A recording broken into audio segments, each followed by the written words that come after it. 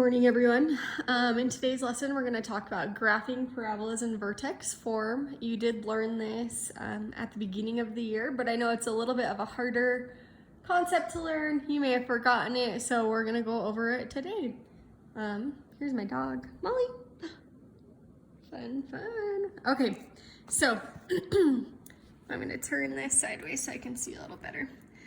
So today our objectives are to identify the vertex in an expression written in vertex form. And number 2 is to be able to graph a quadratic function written in vertex form by understanding what h, and k mean in a, x minus h squared plus k. I know it's probably confusing when your math teachers write expressions like this where there's a lot of variables and no numbers. So just so you know, a will be a number, x will stay as x because that's like our input, h is also going to be a number, and k is also going to be a number. So the only thing that won't actually be a number and will stay as a variable is this x right here. Okay, to get started with this, we first need to understand the graph of y equals x squared. So the graph of y equals x squared is what we call the parent graph for these problems. Because remember, these are quadratics, so it's going to make a parabola, which if you don't remember, it's like that U shape almost. So if I have a table of values over here and I want to plug in, we're going to do -2, -1, 0, 1, and 2. So if I were to take -2 and plug it in for x, so I'll just write underneath so you can see. I'm not going to do this with everyone. But -2, so instead of writing x, I wrote -2. -2 squared is just -2 times -2, which is 4. Okay, now if I were to plug in -1, I'd have -1 squared is -1 times -1. And so that is going to be 1. Okay, next one is 0. 0 squared is 0. 1 squared is 1. 2 squared is 4. So from this table, I have all these points because this is like a point here, here, here, and here. Okay, so when I plot these points on my graph, 2, 3, 4, my graph isn't perfect, so it may not line up perfectly, but when I plot these points, I am going to get a parabola shape. So 0, 0, that's why that's there. So I can connect my dots right here. Okay, so this is called our parent graph because no shifts have happened. Our graph hasn't been translated, aka shifted, at all, okay? That's what we're gonna talk about today. This shifted is gonna look like this. So we're gonna talk about what each part of that means. Okay, so just starting out, A indicates a reflection across the x-axis. So remember, this is my x-axis, so my parabola is either going to go this way or it's going to be flipped. If it's positive, it faces up. If it's negative, it faces down, and you'll see some examples in a minute. Remember, x is our variable. We don't do anything to x stays there.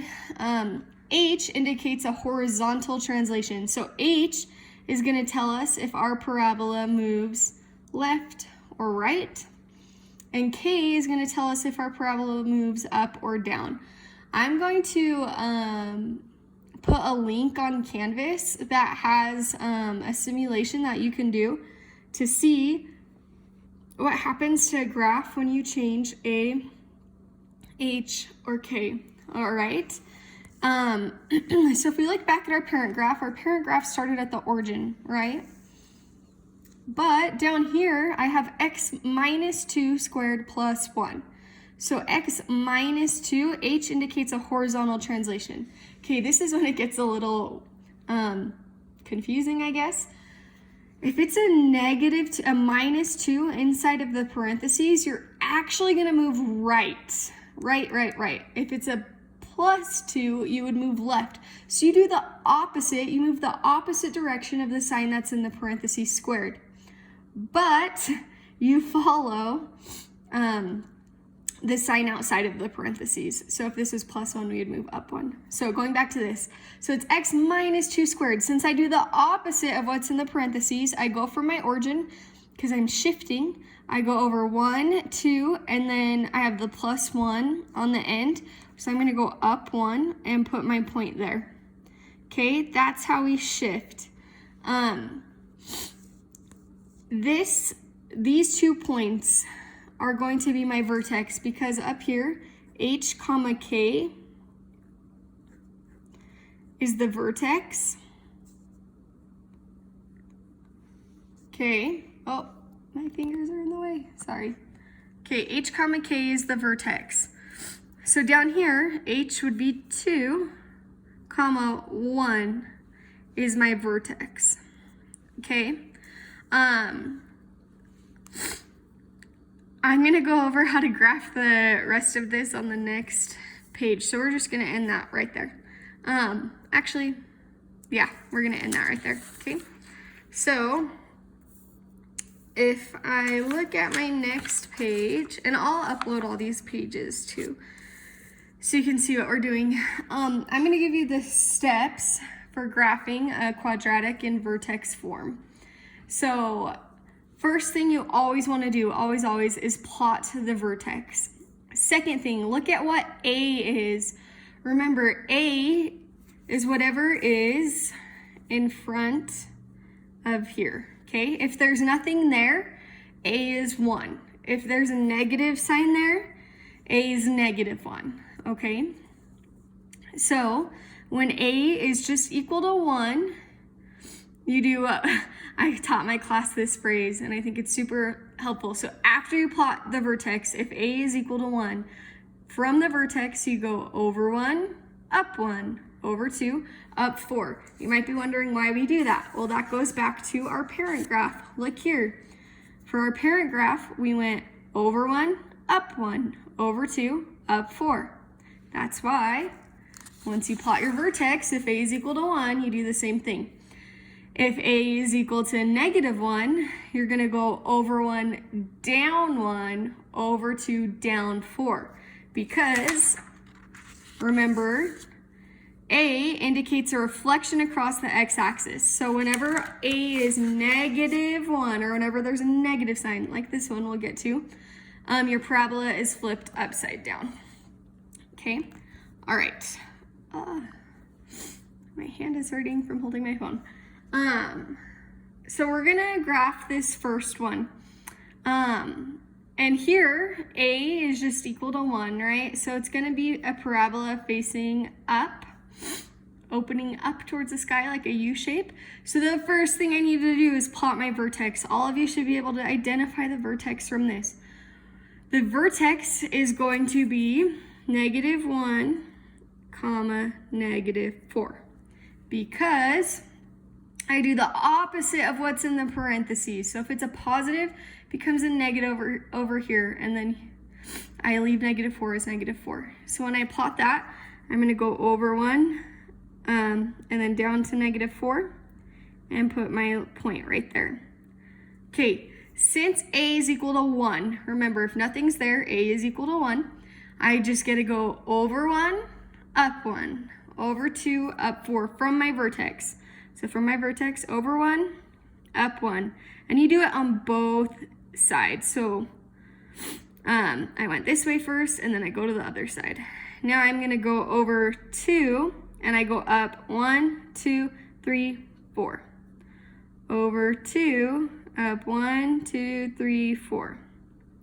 Okay, and then I graph, and that is it. So we just followed these steps. I'm gonna show you some more examples of what happens when we have to flip our parabola over the x-axis. So next one. Here's my new expression that I am graphing. So it says to plot the vertex first, right? So looking at this, the vertex is going to be 3, 6, because I do the opposite of the sign in the parentheses. So it's a positive 3, 6. So I go over 1, 2, 3, up 1, 2, 3, 4, 5, 6, over here. Okay, now if I look at my steps, when A is equal to -1, I go over 1, down 1, over 2, down 4 from the vertex. So if we look right here, A is equal to -1. If there's just a negative sign there, it's like A is -1, okay?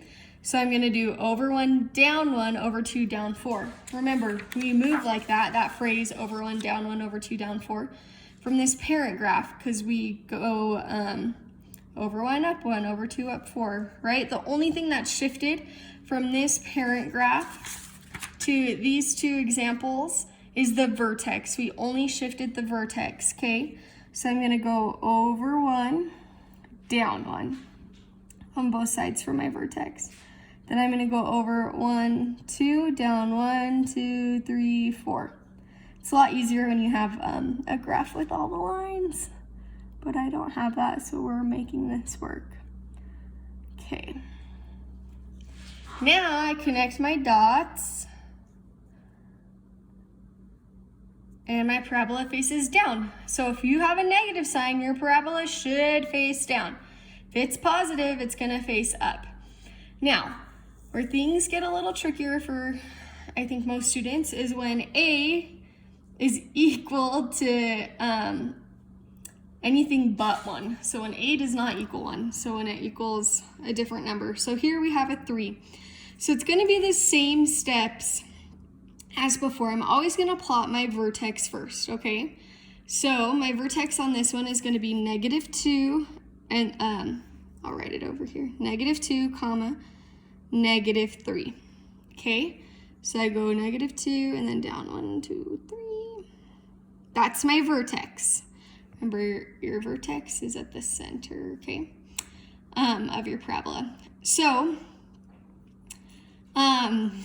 I cannot just go over 1, up 1, over 2, up 4, because that only works when A is equal to 1 or A is equal to -1. Since we have this number in front, it's like our parabola is being stretched really tall. It's going to be skinnier than like this graph up here. So when this happens, what I like to do is kind of make a table on the side and be like, normally I go over 1, up 1, over 2, up 4, but everything's being stretched by 3. So instead of going over 1, up 1, I'm gonna go over 1, up 3. Instead of going over 2, up 4, because I have this 3 here, it's like I'm multiplying this by 3. So I'm going to get 12. So now when I plot this, instead of going over 1, up 1, I'm going over 1, up 3. So I go over 1, up 1, 2, 3 on both sides. And then over 2, up 12. 1, 2, 3, 4, 5, 6, 7, 8, 10, 11, 12. Okay. Now, if you look at this parabola that I'm connecting right now, it's a lot taller and skinnier than my parabolas up here. That's because this 3 in front of it is stretching these y values up really tall, so it's making it skinny. If we had a fraction in front of here, this would be a lot shorter and wider than these guys right here. So just remember this trick. If normally you go over 1, up 1, over 2, up 4, you multiply by whatever is in front. So now I go over 1, up 3, over 2, up 12, and I can plot it. Okay, the last thing that I want to go over is how to write an equation when you're given the graph instead. So it's really important that you understand the form of vertex form, and you can use the notes and stuff while you do your quizzes or your homework. And like I said, I'll post all of these so it's not in the video. You can just like refer to it as a document. But we're working backwards than what we were doing before. So the first thing that I would always do, I'll write the steps on this side and write them, is find the vertex.